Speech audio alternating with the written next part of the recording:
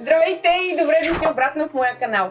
Днес ще ви взема с мен, за да ви надуя главата и да ви обясня как се изгражда мускулна маса и от какво имаме нужда, за да я изградим. Днес е неделя, аз още не съм закусила, имам да ходя и на фитнес, така че да започваме.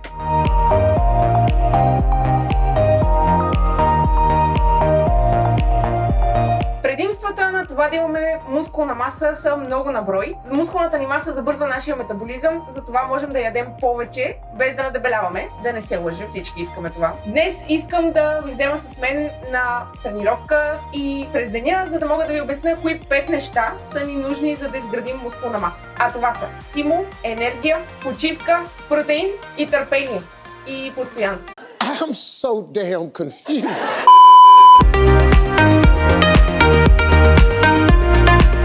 Всички ние имаме някакво количество мускулна маса, което поддържаме без тренировки.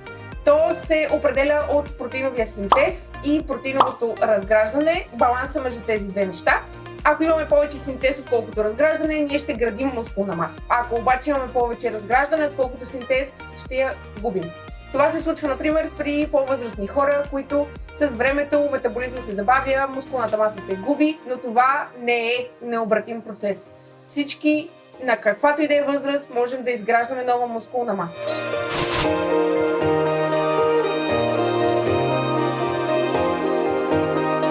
Както вече казах, всички имаме някакво количество мускулна маса, което поддържаме без тренировки. Обаче, за да изградим ново такова, ще трябва да се постараем малко, да положим малко усилия и да накараме тялото си да изгради тъкан, от която до сега не е имало нужда. И отново искам да подчертая колко интелигентно е нашето тяло, защото не поддържа тъкан, от която няма нужда. Процесът за изграждане на мускулна маса е следният. Отиваме на тренировка, по време на която нанасяме щети на мускулната маса, която вече имаме. След това се възстановяваме от тренировката, отиваме пак на тренировка, пак се възстановяваме и така нататък. Тялото се опитва да възстанови щетите, които ние сме нанесли по време на почивката, като изгражда нова мускулна тъкан. Ако правим това достатъчно дълго, ще видим резултатите и в огледалото, но имайте предвид, че това е много бавен процес. Така че трябва да имате търпение. Първото нещо, за което искам да говорим, е енергия. Ние като хора приемаме енергията отвън под формата на храна. Сигурно сте чували, че културистите преминават през период на покачване на мускулна маса и период на изчистване на мазнините. Има си причина за това. По време на периода на покачване на мускулна маса имаме нужда от повече енергия, но когато приемаме повече енергия е неизбежно да натрупаме и малко мазнини. Тялото няма как да изгради чисто нова тъкан, ако ние нямаме енергия за това. Разбира се, има изключения от това правило, които ще обясня в друго видео, които са относно рекомпозицията на тялото. Тоест, заменяме мазнините за мускулна тъкан, така да го наречем. Изграждаме мускулна тъкан, докато изгаряме мазнините. По принцип, между 10 и 20% допълнителни калории над калориите, които вече консумираме, за да поддържаме тегло, са ни напълно достатъчни, за да изграждаме мускулна маса. Например, ако вие хапвате 2000 калории на ден, ще трябва да увеличите до между 2200 и 2400 калории, за да можете да навлезете в процес на изграждане на нова тъкан.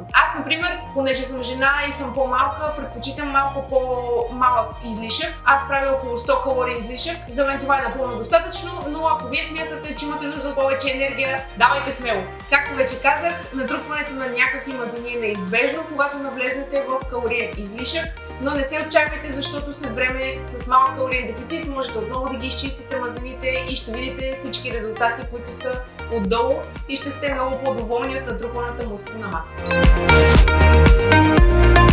Включваме се от фитнеса, налагаме се да говоря на микрофона, защото иначе нищо няма да чувате от музиката. Вече сме тук, днес имам тренировка за задно бедро. И не съм луда, не тренирам от понеделник до неделя. Идвам в неделя, защото почивам в понеделник и четвъртък, тъй като тогава имам най-много работа и ми е най-трудно да идвам на фитнес. Искам да си поговорим за второто нещо, което е много важно за изграждане на мускулна маса и без което няма как да я изградите, което е стимул. Стимулът под формата на някакво допълнително съпротивление. Каква роля играе съпротивлението в това колко мускулна маса имаме? Можете да видите примера на астронавтите, например, които прекарват месеци в космоса, без никакво съпротивление като гравитация, например. Те губят мускулна маса през това прекарано време в космоса, но ние тук, които сме на Земята, имаме гравитацията като съпротивление за нашите движения всеки ден. Nice, huh? затова не губим мускулна маса. Но ако ви искате да изградите повече мускулна маса, ще ви трябва и допълнително съпротивление. Можете да го получите под формата на собствено тегло, ластици или тежести. Ако сте начинаещи, със собствено тегло е напълно достатъчно. На упражнения като клекове, напади, набирания, лицеви опори ще са ви достатъчен стимул, за да започнете да изграждате мускулна маса. Но колкото повече искате да изграждате, толкова по-голям трябва да е стимула. Ако тренирате с ластици, например, трябва да започнете да използвате по-дебели ластици, за да ви е по-трудно. Ако пък тренирате с тежести, трябва да се опитвате да добавяте повече тежести на упражненията. Имайте предвид, че винаги трябва да ви е трудно да изпълнявате упражненията. В момента, в който на вас ви стане лесно, защото ластиците са недостатъчно силни или тежестите са недостатъчно, няма да можете да изграждате нова и нова мускулна маса. Винаги трябва да има допълнителен стимул. Ако тялото ви привикне към тежестите или ластиците, няма да изгради допълнително мускулна маса, затова трябва да увеличавате стимула с времето. Конкретните детайли за това как се тренира, за да изградим мускулна маса, ще обясня в друго видео, защото иначе това ще стане 2 часа. А сега трябва да тренираме!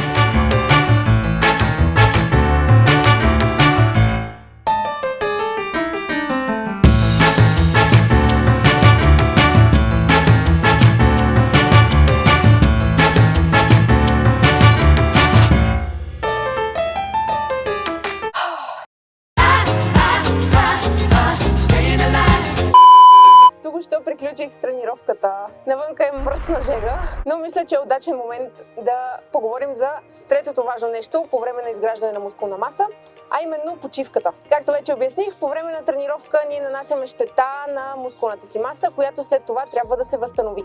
За да се получи това възстановяване, ни трябва почивка. Мускулната маса расте и се възстановява по време на почивка и най-вече докато спим. Затова е важно да обърнем внимание на възстановяването си, тъй като липсата на почивка увеличава риска от контузия и пречи на регулирането на хормони. Хубаво е да спим между 7 и 9 часа на ден за оптимална почивка, а относно тренировките, ако сте начинаещи, е добре да тренирате 3 пъти в седмицата.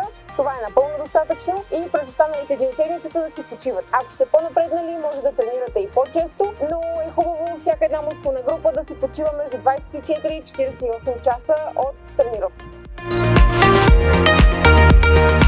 В момента сме се запътили към киното и реших да се включа, за да ви покажа четвъртото важно нещо, което ни е нужно, за да изграждаме мускулна маса, а именно протеинът. Мускулите ни се състоят от протеин и няма как да ги поддържаме, нито пък да изграждаме нова мускулна маса, ако този протеин липсва. Затова е добре да приемате между 1,6 и 2,2 грама на килограм телесно тегло протеин на ден. Какво означава това? Това означава, че ако, например, тежите 55 кг, е хубаво да се движите между 88 и 121 грама протеин. Ако, например, сте в калориен дефицит, е по-добре да се движите към по-горната граница, тъй като част от този протеин ще бъде разграждан и използван за енергия от вашето тяло. Ако обаче сте в калориен излишък, можете да хапвате и по-малко протеин, тъй като той няма да се използва за енергия, а ще се използва само и единствено да се възстанови мускулната ви маса. А енергията ще идва от въглехидратите, които приемате през деня.